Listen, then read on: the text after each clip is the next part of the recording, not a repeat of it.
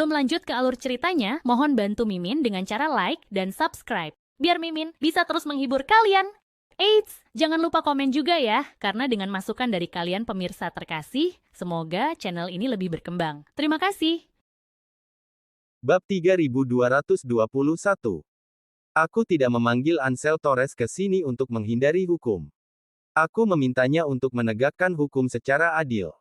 Kata Harvey York. Kau masih mencoba berdebat sekarang. Nelson Torres sangat marah setelah mendengar kata-kata Harvey. Dia dengan jelas menyebut saudara laki-lakiku yang tak berguna menyalahgunakan kekuasaan, tapi dia bilang ingin menegakkan hukum. Apa dia pikir aku bodoh? Dia pikir aku tidak bisa melihat maksudnya. Harvey tidak repot-repot menjelaskan situasi itu kepada Nelson, yang sedang dipenuhi amarah saat itu. Aku tidak peduli apakah kau percaya atau tidak. Aku hanya tidak ingin ada orang yang menolongku tanpa alasan. Jawab Harvey dengan anggukan santai. Kau pikir seseorang akan menyelamatkanmu? Kau pikir kau siapa? Nelson menunjuk wajah Harvey dengan hidungnya. Ia tidak tertarik menanyakan lebih lanjut. Baginya, Harvey hanyalah seorang pencari perhatian yang haus sorotan. Katakan padaku, selain karena kebaikan hatiku terhadap saudara laki-lakiku itu, siapa lagi di kantor polisi ini yang akan membantumu? Kau membawanya ke sini untuk melindungimu dengan identitasnya sebagai pemimpin utama di sini kan? Kau pikir kami semua sebodoh dirimu? Bagaimana bisa kau mengatakan hal yang begitu munafik setelah melakukan kejahatan berat? Tidak hanya kau melanggar hukum di usia muda, tapi kau juga telah melakukan perbuatan yang merusak masyarakat secara umum. Wajah Nelson menunjukkan ekspresi getir. Selama aku di sini, aku tidak akan membiarkan Ansel merusak reputasi keluarga. Biar ku beritahu kau sesuatu. Kami akan menegakkan hukum secara adil. Jangan dengarkan perintah Ansel. Lakukan semuanya sesuai prosedur. Perintah Nelson kepada Vivian Hall dan rekan-rekannya. Aku akan mengejar siapapun yang mencoba bermain curang. Tidak ada yang akan mendapat ampunan selama aku di sini. Betapa luar biasanya Nelson. Ia bukan hanya bagian dari Departemen Kebudayaan Pemerintah Floodwell, tetapi juga bertanggung jawab atas kantor polisi dan pengadilan kota. Dari sudut pandang tertentu, dia adalah atasan langsung saudaranya sendiri. Namun Harvey tidak menggubris Nelson yang sedang sangat marah saat itu. Dia memiliki banyak cara untuk keluar jika memang mau. Namun, ia memilih bertahan untuk melihat trik apa lagi yang akan digunakan Joseph Bauer terhadapnya. Setelah Nelson menyeret Ansel keluar ruangan, Vivian dan rekannya membawakan Harvey makanan yang sangat lezat sebelum melepaskan borgolnya dengan penuh hormat. Meskipun Ansel tidak berhak terlibat dalam kasus ini, wibawa Harvey menjadi terlihat setelah ia berhasil membawa Ansel hanya dengan satu panggilan telepon. Bahkan orang bodoh pun bisa melihat bahwa situasi ini sangat rumit. Untuk mencegah diri mereka terseret ke dalam masalah, satu-satunya cara adalah dengan mengikuti aturan dan menghormati Harvey. Mereka tidak bisa mengambil risiko melakukan kesalahan lagi. Itulah satu-satunya cara untuk menjaga keselamatan mereka sendiri. Melihat sikap Vivian dan rekannya, Harvey tidak menyia-nyiakan waktu untuk menceritakan kisahnya dan kembali menegaskan bahwa ia tidak berada di tempat kejadian perkara. Keduanya sebenarnya sudah percaya bahwa Harvey adalah pelakunya. Namun karena Harvey berkata demikian, mereka tetap mencatat kesaksiannya. Secara bersamaan, di dalam Longman Budokan di Floodwell. Panggungnya terbuat dari kayu Phoebe. Aroma menyenangkan menguar ke seluruh ruangan. Joseph berdiri di hadapan boneka manusia. Tangannya secepat kilat, langsung menghancurkan boneka itu menjadi serpihan. Bab 3222. Ruby Murray, Ozzy Murray, August Bauer, dan yang lainnya berdiri di samping Joseph Bauer. Mereka dengan hormat menunggu Joseph menyelesaikan pelatihannya sebelum maju ke depan. Salah satu pelayan menyerahkan semangkuk air, dan Joseph mencuci tangannya dengan tenang sebelum berbicara. Siapa yang menghubungi Nelson Torres? Saya yang melakukannya. Jawab Ozzy, melangkah maju dengan ekspresi puas. Saya menerima kabar bahwa si bajingan, Harvey York, melibatkan Ansel Torres. Karena itu, saya memutuskan untuk menghubungi Nelson juga. Berdasarkan informasi saya, Ansel tidak lagi berada di tempat. Dia tak punya kesempatan untuk ikut campur dalam kasus ini. Tanpa Ansel, peluang Harvey untuk lolos sangat kecil. Dia akan mati sebelum siapapun menyadarinya, Tuan Muda. Mati. Joseph menanggapi dengan datar. Kapan aku menyuruhmu menghubungi Nelson? Kapan aku bilang ingin Harvey menghabiskan hidupnya di balik jeruji? Ruby dan Ozzy langsung membeku, keringat dingin mengucur di punggung mereka. Joseph bahkan tak melirik mereka. Apa gunanya dia duduk di penjara sepanjang hari? Itu tak ada arti bagi kita. Yang aku butuhkan adalah dia sebagai alat tawar-menawar. Aku tidak peduli jika Ansel melanggar hukum dan membebaskannya. Jika dia cukup keras kepala untuk itu, kita bisa memanfaatkan situasi untuk mengendalikan keluarga Harvey dan Ansel sekaligus. Joseph menghela napas panjang. Sayangnya, tidak semua rencana berjalan sesuai harapan. Ozzy terdiam sejenak, lalu menamparkan wajahnya sendiri sambil menggertakkan gigi. Ini salah saya. Saya terlalu gegabah. Silakan hukum saya, Tuan Muda. Hukum? Untuk apa? Yang sudah terjadi tidak bisa diubah. Aku mengatakan ini agar kau lebih menggunakan otak daripada nyali di lain waktu. Selain kekuasaan dan latar belakang yang kuat, keluarga Torres sudah lama mengendalikan pemerintahan karena satu alasan. Mereka selalu netral, tidak terlibat konflik di Floodwell. Dan dari semuanya, Nelson adalah yang paling merepotkan. Dia menegakkan hukum tanpa pandang bulu dan sangat tak mementingkan diri sendiri. Jika ada bukti yang kuat, Harvey akan mati jika Nelson terlibat. Tapi apakah kau lupa? Kita yang menjebak Harvey. Jika ada sedikit saja celah dalam rencana kita, Nelson tak akan membiarkan kita lolos. Kau pikir bisa membunuh Harvey lewat Nelson, tapi kau malah menembak kakimu sendiri. Segera tutup semua celah. Kita harus bertindak seolah tidak tahu menahu soal ini. Buang semua rencana cadangan yang telah disiapkan. Kita hentikan kerugian di sini. Kata-kata tenang Joseph cukup untuk mengubah ekspresi semua orang seketika. Bab 3223. Ozzy mulai memikirkan situasinya sebelum menunjukkan senyum pahit di wajahnya. Seperti yang dikatakan Joseph Bauer, jika benar bahwa Harvey York telah membunuh seluruh keluarga Bowie, maka dia pasti akan mati jika Nelson Torres ikut campur. Namun karena semua ini hanyalah taktik untuk menjatuhkan Harvey, naluri tajam Nelson kemungkinan besar akan menggagalkan segalanya. Jika itu terjadi, berarti Ozzy menembak dirinya sendiri. August Bauer melangkah maju setelah melihat ekspresi ketakutan di wajah Ozzy.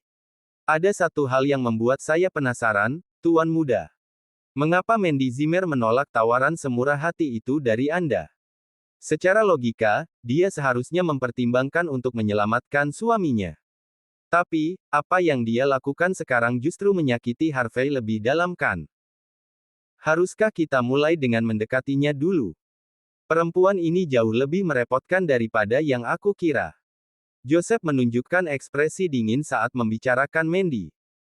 Aku bisa melihat dia memiliki perasaan pada Harvey meskipun terlihat begitu bertentangan. Misalnya, dia berusaha membebaskan suaminya dari penjara, namun dia percaya bahwa Harvey benar-benar tidak bersalah. Pada akhirnya, dia mempercayai Harvey, mengatakan bahwa hukum akan memberikan keadilan. Apakah dia percaya begitu saja? Atau dia benar-benar bodoh? Joseph mencibir dingin. Dia telah merancang seluruh sandiwara ini untuk Mandy, namun dia bahkan tidak mau bekerja sama. Setiap rencana yang dia susun sejauh ini telah gagal. Hal itu membuatnya cukup kesal. August mengerutkan dahi. Apakah wanita itu sudah menyadari rencana kita, Tuan Muda? Bagaimanapun juga, wajar kalau dia tetap waspada terhadap kita. Kita sendiri yang menjebloskan suaminya ke penjara. Dia memang waspada, tapi wanita bodoh itu, Lillian Yates, justru memihak kita. Jawab Joseph dengan tenang. Berdasarkan informasiku, Mandy cukup patuh pada ibunya. Tapi entah kenapa, kali ini dia malah menentang Lilian. Kepercayaannya pada Harvey jauh lebih dalam daripada yang pernah aku bayangkan. Jika kita tidak merusak reputasi Harvey, maka pernikahan yang susah payah aku atur akan sia-sia. Joseph menghela napas. Mendekati Mandy, mengejarnya, dan menjebaknya. Semuanya merupakan rencana matang yang telah dia susun. Namun di saat yang sangat krusial, sikap keras kepala Mandy hampir menghancurkan segalanya. Sungguh disayangkan. August terdiam sejenak sebelum bertanya dengan tenang. Apakah kita hanya akan diam saja untuk sekarang? Joseph melirik August. Dengan Nelson terlibat, kita tak bisa berbuat apa-apa terhadap Harvey, bahkan tidak bisa menyentuh barang bukti. Tapi sebenarnya, masih ada sesuatu yang bisa kita lakukan. Tidak masalah jika Jordan Bowie dan Dylan Bowie mati. Mereka hanya pion kecil. Namun, mereka memang tidak membawa dampak apapun terhadap situasi ini. Tapi jangan lupa, Ezra Bauer juga mati. Dia adalah wakil kepala penegakan hukum. Jelas, kematiannya pasti akan membawa konsekuensi kan. August membeku sesaat sebelum menunjukkan tatapan dingin dan mengangguk.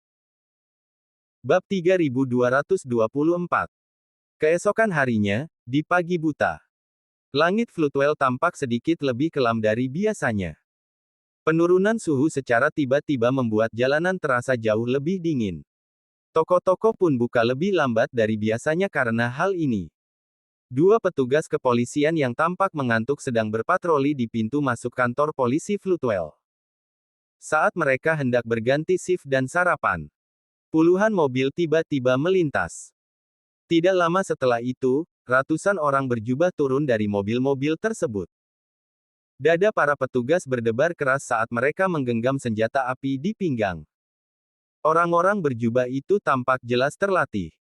Hanya dua orang petugas tidak akan mampu menangkap semuanya. Namun saat itu, kerumunan tidak melakukan apapun. Mereka bahkan tidak mencoba mengepung para petugas. Pria yang memimpin kelompok itu melambaikan tangan sebelum seseorang mulai meratap. Pada saat yang sama, seseorang mengeluarkan spanduk dari dalam mobil. Spanduk berwarna putih dengan tulisan hitam yang menuntut agar sang pembunuh membayar dengan nyawanya. Orang-orang dengan penuh amarah berdiri di depan kantor polisi dan berteriak. Bayar dengan nyawa kalian. Beri kami keadilan. Kelompok itu langsung menarik perhatian para pejalan kaki. Beberapa jurnalis yang sudah bersiaga segera berlari untuk mengambil gambar. Sementara sebagian orang meratap, beberapa lainnya membawa peti mati dengan foto Ezra terpajang di atasnya. Pemandangan tersebut tampak seperti adegan dari film horor. Ratusan orang menyaksikan kejadian itu sambil bergosip tentang kekacauan yang terjadi. Tidak ada yang tahu apakah mereka benar-benar penonton atau dibayar untuk berada di sana. Namun yang jelas, ada pihak yang berusaha memperkeruh suasana dan memanfaatkan kesempatan ini untuk memicu kemarahan publik. Bukan hanya pihak kepolisian yang terpaksa harus menyelesaikan kasus ini secepat mungkin, Harvey pun turut terdesak. Kerumunan menjadi begitu gaduh hingga orang-orang di dalam kantor polisi pun dapat mendengarnya. Orang-orang di dalam menunjukkan ekspresi ngeri saat melihat pemandangan yang begitu buas. Selalu ada dua sisi dari satu koin. Polisi dapat dengan mudah membubarkan kerumunan biasa. Namun kerumunan ini tampaknya memiliki hubungan erat dengan longmen. Dan yang jelas, mereka semua adalah ahli bela diri terlatih. Polisi tidak bisa berbuat banyak karena banyaknya jurnalis di tempat kejadian. Jika mereka gagal menangani situasi ini dengan baik, reputasi mereka akan hancur total. Setengah jam kemudian, iring-iringan mobil Ansel Torres kembali muncul. Ia sama sekali mengabaikan kerusuhan di luar dan langsung menuju ruang interogasi. Saat itu, Harvey masih tertidur. Ia belum menyadari apa yang terjadi di luar. Ansel tersenyum getir sambil meletakkan makanan bungkus di atas meja. Bagaimana mungkin Anda masih bisa tidur seperti ini, Tuan York? Tidakkah Anda tahu bahwa orang-orang di luar menuntut Anda dihukum mati? Harvey membuka matanya. Apakah itu kerabat keluarga Bowie? Ansel menggeleng. Jika itu masalahnya, akan mudah bagi kami untuk menanganinya. Namun orang-orang yang muncul kebanyakan berasal dari longmen. Mereka bukan murid dari penegakan hukum Longman, tapi semuanya adalah murid Ezra. Mereka cukup berpengaruh di Floodwell. Akan jauh lebih merepotkan sekarang karena mereka berusaha menuntut keadilan untuk guru mereka. Bab 3225. Harvey York dengan santai membuka kotak makanan dan memiringkan kepalanya. Apakah mereka tidak tahu bahwa aku adalah kepala penegakan hukum Longman? Apakah mereka tidak takut aku akan membunuh mereka karena bersikap seperti ini? Ansel Torres tertawa pahit. Jika ini adalah waktu lain, mereka pasti akan sangat ketakutan. Tapi mengapa mereka harus takut pada Anda sekarang? Di mata mereka, Anda tidak akan pernah keluar dari sini lagi. Ditambah dengan ada yang mendorong mereka ke arah ini, tidak ada waktu yang lebih baik untuk menendang seseorang saat mereka terjatuh selain sekarang. Harvey tertawa kecil sebelum mengambil sepotong ayam goreng. Apakah kamu tahu siapa yang menyebabkan semua masalah ini? Tidak, tapi tidak mungkin serangkaian kejadian ini hanya kebetulan belaka. Musuh ingin Anda mati secepat mungkin. Mereka tidak menginginkannya pada awalnya. Jawab Harvey dengan tenang. Tapi sekarang kakakmu ada di sini, dia pasti akan menegakkan hukum dengan adil dan menyelesaikan kasus ini. Musuh takut rencana mereka akan sia-sia. Mungkin juga ada petunjuk yang bisa membuat mereka terjebak. Hal yang paling nyaman bagi mereka sekarang adalah menciptakan tekanan publik dan memaksa polisi untuk menyelesaikan kasus ini tanpa bukti yang cukup. Dengan begitu, aku akan terpojok. Langkah drastis untuk menangani situasi ini, aku pikir. Ini berarti ada kemungkinan bukti yang besar yang hilang. Jika kamu menemukan celah ini, harus cukup mudah untuk membuktikan ketidakbersalahanku. Harvey memberi pelajaran kepada Ansel saat sarapan. Ansel terdiam sejenak sebelum menelepon seseorang. Sebuah berkas tebal dibawa masuk ke ruangan tak lama setelahnya. Setelah membalik halaman, dia menjawab dengan tenang. Anda benar, Tuan.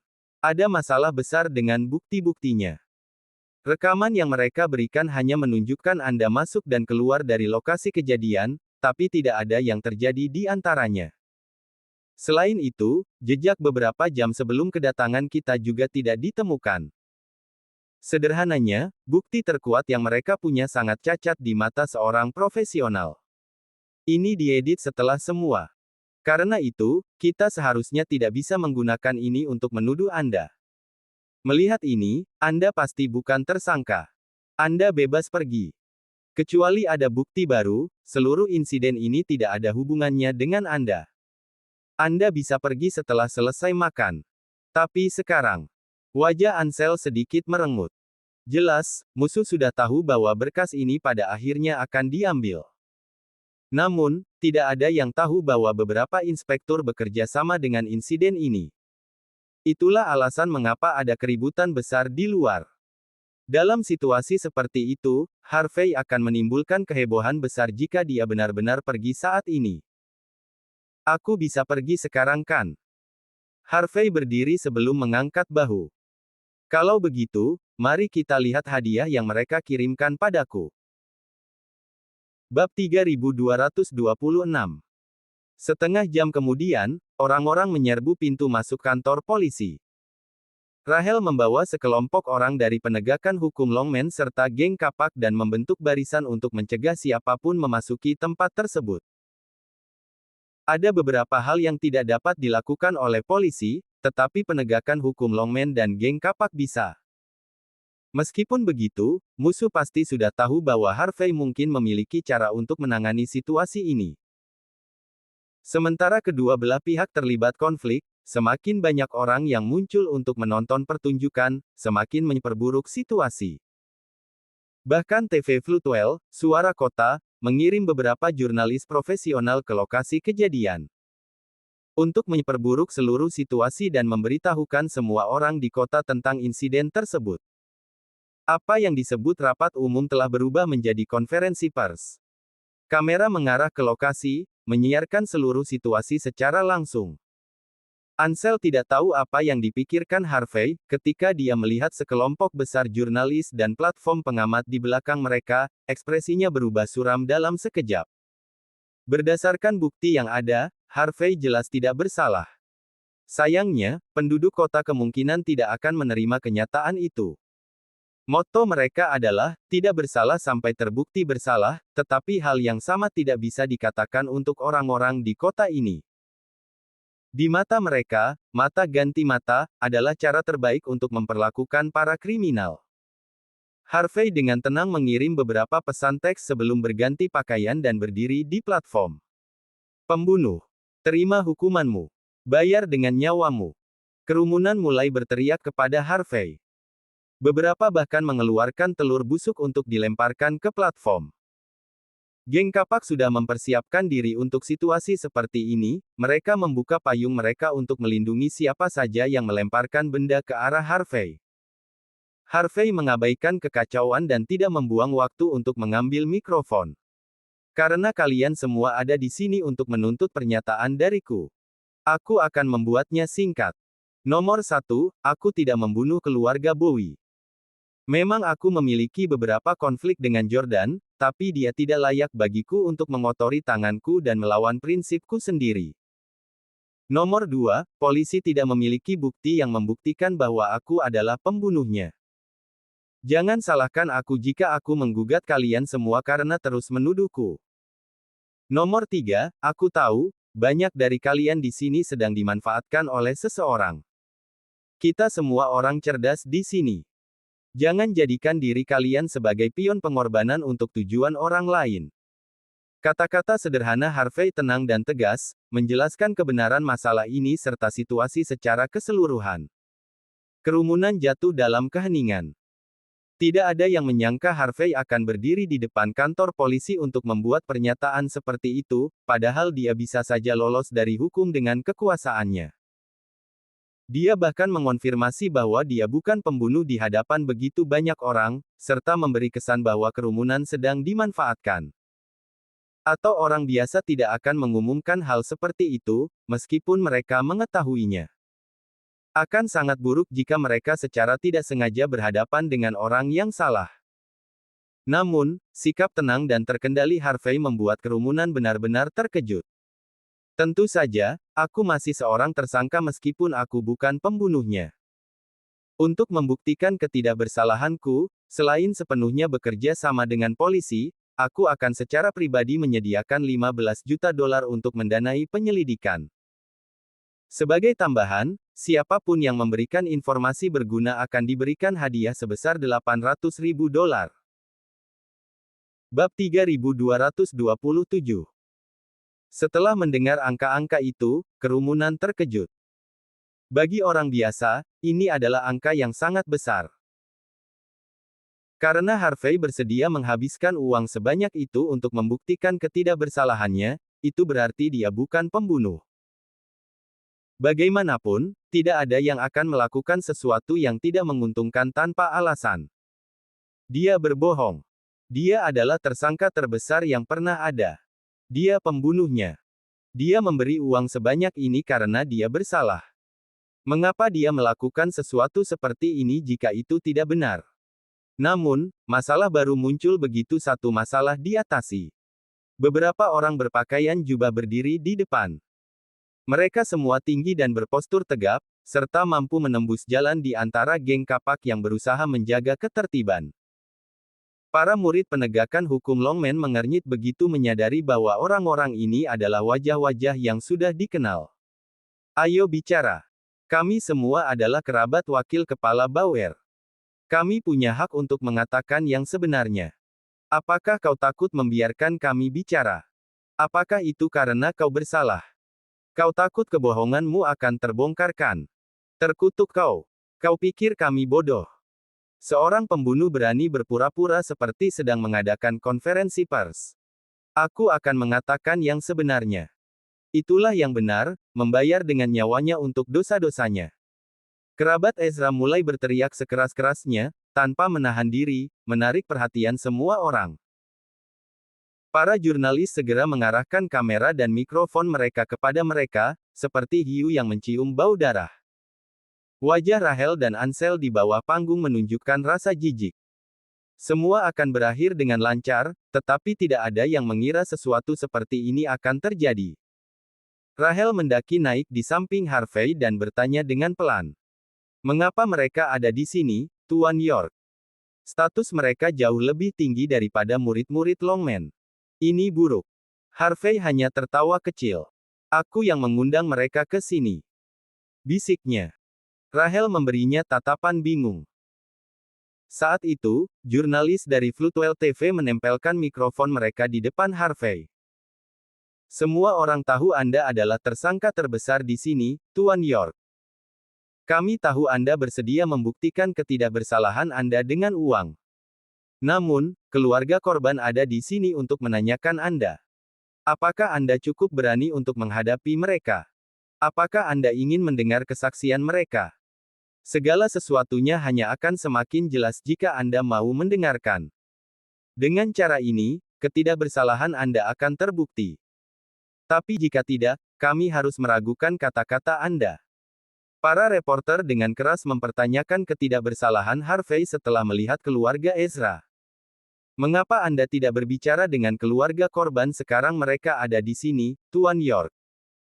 Anda tidak akan mengatakan mereka tidak berhak bicara dengan Anda kan?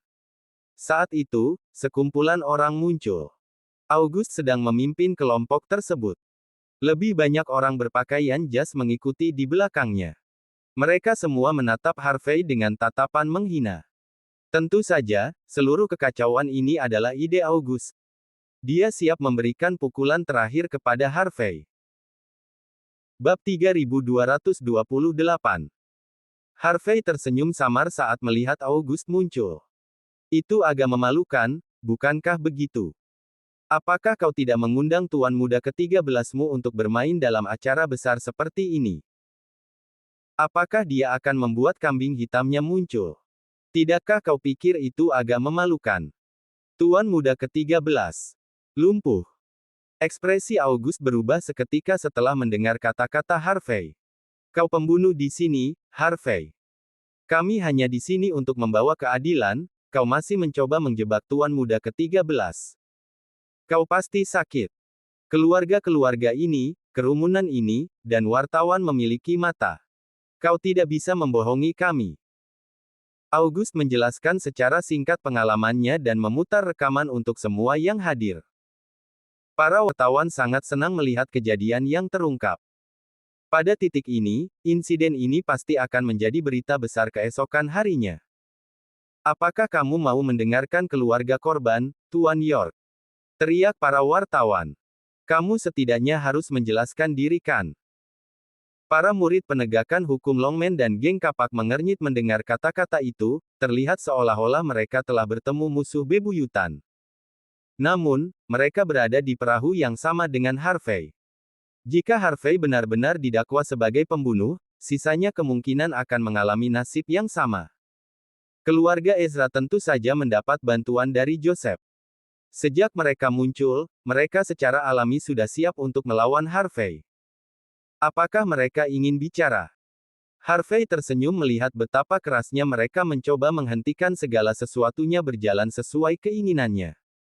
Baiklah, katanya dengan tenang. Aku adalah pria yang bermartabat. Aku tidak takut nama baikku dicemarkan untuk hal-hal yang tidak aku lakukan. Banyak orang menggelengkan kepala, menganggap Harvey terlalu sombong. Keluarga Ezra bergegas maju dengan foto hitam putih di tangan mereka. August tetap di belakang dan melambaikan tangannya. Kemudian, seseorang membawakan kursi untuknya. Dia duduk dengan nyaman dan merokok cerutu. Wajahnya angkuh. Dia menghembuskan asap dan memanggil. Dengarkan, semuanya. Ceritakan apa yang kalian tahu. Aku yakin polisi akan memberi kami keadilan, sekarang ada begitu banyak orang di sini. Hai semuanya. Aku cucu dari Tuan Ezra Bauer. Seorang pemuda berpenampilan preman berjalan maju dengan potret di tangannya. 2 hari lalu, aku pergi ke rumah kakekku tengah malam. Ketika aku membuka pintu, aku melihat Harvey memukulinya. Dia kejam. Wajah kakekku penuh dengan darah. Harvey lalu memperingatkan kakekku untuk tidak melawan dan pergi. Jika kakekku membalas, dia akan mati dengan cara yang mengerikan. Namun, kakekku berkata dia tidak akan diperintah oleh beberapa preman. Dan akhirnya, dia meninggal pada malam yang sama. Harvey. Untuk naik tampuk kekuasaan dan mengendalikan kakekku, kau akan berhenti di manapun untuk mencapai tujuan terkutukmu. Teriak pria itu dengan marah. Kau seorang pembunuh. Kau akan membayar untuk ini. Pria itu lalu berlari menuju platform. Dia ditahan, tetapi masih berjuang seolah hidupnya bergantung padanya. Dia bahkan menabrakkan kepalanya ke tanah sambil berteriak mengeluhkan keadaan. Darah mengalir di wajahnya saat semua itu terjadi. Bab 3229. Semua orang terkejut melihat pemandangan itu. Tidak ada yang berani meragukan kredibilitas pria itu. Lagi pula, segala yang pria itu lakukan benar-benar gila. Sang reporter sudah memikirkan judulnya sambil terus merekam. Pembunuh berusaha melarikan diri dari hukum, keluarga korban menumpahkan darah untuk membuktikan sebaliknya. Harvey melirik pemandangan itu dengan ekspresi yang terhibur. Jurnalis berpikir bahwa Harvey terlalu arogan, dan hukum akan segera menghukumnya. Sementara itu, kerabat lainnya mulai berbicara saat peristiwa itu masih berlangsung. Keluarga dan teman-teman Bowie bergegas maju saat melihat kejadian tersebut. Mereka semua yakin bahwa Harvey adalah pembunuhnya, dan dia harus membayar dengan nyawanya untuk semua kejahatan yang telah dilakukannya. Kerumunan itu memiliki ekspresi yang benar-benar bermoral. Mereka semua berbagi pikiran yang sama persis. Sudah cukup buruk dia seorang pembunuh, tetapi dia bahkan membeli seluruh kantor polisi dan menyelenggarakan konferensi pers. Dia pikir kita semua idiot. Tuan York. Tuan York, apa pendapat Anda tentang ini? Begitu banyak orang yang menyebut Anda pembunuh. Mengapa Anda tidak mengakuinya? August melihat Harvey dengan ekspresi lucu di wajahnya. Joseph mengatakan bahwa Harvey kemungkinan besar akan dibebaskan karena keterlibatan Nelson. Namun, August percaya bahwa tekanan publik bisa mengalahkan pemerintah dan polisi. Rencananya untuk membuat keluarga korban menangis tentang situasi ini pasti akan mencegah Harvey menjelaskan apapun. Bagaimanapun, Harvey pasti akan mati. Untuk saat ini, August cukup puas dengan penampilan keluarga tersebut. Lagi pula, dia telah menghabiskan banyak uang untuk itu, dia memberi mereka masing-masing $76.000. Namun, keluarga itu menggunakan segala daya mereka untuk memperlihatkan pertunjukan yang bagus seolah-olah mereka masing-masing diberi hadiah $15 juta. Mereka bahkan tidak takut pada Harvey, yang adalah kepala penegakan hukum Longman. Benar-benar pemandangan yang patut dipuji. Harvey tersenyum tipis saat melihat pertunjukan itu.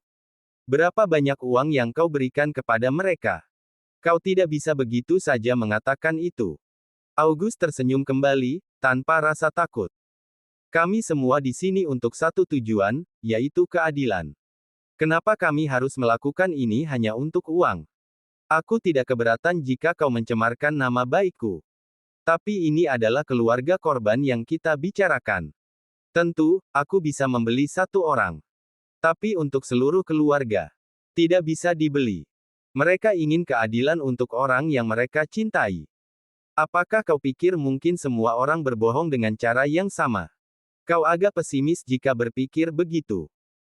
Jika kau benar-benar ingin meragukanku, kau bisa meminta seseorang untuk memeriksa rekening dan transaksiku. Kau akan mengerti bahwa aku tidak membeli siapapun. Keluarga itu punya bukti bahwa kau yang paling penting. Benar. Kami punya bukti. Semua yang kami katakan adalah benar. Jika kau tidak percaya pada kami siap mati demi keyakinan kami. Beberapa orang berencana untuk memukul kepala mereka ke tanah agar bisa menekan polisi lebih keras lagi. Tujuan mereka adalah untuk memaksa Harvey mati. Bab 3230. Bam, bam, bam. Kerabat korban benar-benar kejam, mereka menumbuhkan kepala mereka ke tanah tanpa ragu sedikit pun. Darah mengalir keluar dari kepala mereka. Orang-orang itu menjerit kesakitan. Para wanita menangis dalam rasa sakit. Kerumunan benar-benar terkejut oleh suara teriakan dan tangisan yang tercampur. Tidak ada yang menyangka bahwa keluarga itu akan menjadi begitu ekstrim. Namun itu seharusnya sudah diperkirakan. Jika pembunuhnya tidak dilepaskan sejak awal, mengapa mereka bertindak seperti ini? Adapun orang-orang yang dibeli ini, sungguh lelucon. Mereka praktis mengorbankan diri mereka sendiri saat ini. Kau, Rahel dan yang lainnya mengernyit, ini terasa seperti konspirasi yang hampir tidak bisa dipercaya. August tidak bisa menahan rasa kagumnya pada pemandangan itu. Dia menghabiskan banyak uang hanya untuk membeli orang-orang ini. Tapi itu sebanding. Aksi sekelas Hollywood seperti itu tidak akan terlihat di tempat lain. Para jurnalis terus menekan tombol rana, berusaha merekam segala sesuatu yang terjadi. Semua orang merasa bahwa Harvey pada dasarnya dianggap sebagai pembunuh pada titik ini. Ketika mereka memandang Harvey dengan tatapan penuh penghinaan, jelas terlihat di wajah mereka. Jika bukan untuk kesempatan khusus seperti ini, mereka akan lari dan merobek Harvey menjadi serpihan. Bagaimana rencana Anda untuk keluar dari sini, Tuan York? Wajah Ansel kehilangan warna setelah melihat apa yang terjadi di bawah panggung. Dia tahu bahwa Harvey sudah mempersiapkan peluang ini, tetapi semuanya jelas sudah di luar kendali. Orang-orang akan menyerbu melalui pengamanan. Namun pada saat itu, Harvey dengan tenang mengeluarkan ponselnya dan mengirimkan pesan yang sudah disiapkan sebelumnya. Ding, ding, ding. Dalam 3 detik setelah Harvey mengirim pesan, ponsel keluarga korban berdering.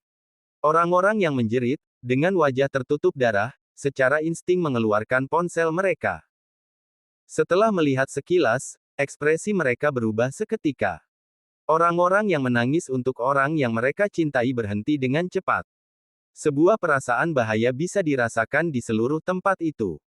Lupakan Harvey, bahkan para jurnalis bisa merasakan niat membunuh yang melayang di udara.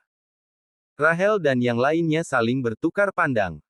Mereka juga tidak tahu apa yang terjadi. Mereka hanya bisa tetap waspada untuk sekarang. Para jurnalis mundur dengan tegas, takut terseret dalam situasi ini. Yang mengejutkan, segala sesuatu tidak berjalan seperti yang mereka pikirkan. Para pria yang akan mengepung Harvey berlari menuju August.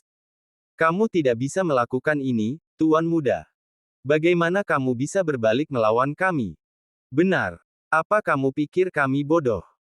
Teriak yang lain. Apakah kamu akan menyingkirkan kami setelah kami melakukan perintahmu? Kamu akan membayar untuk ini. August mengernyit sedikit.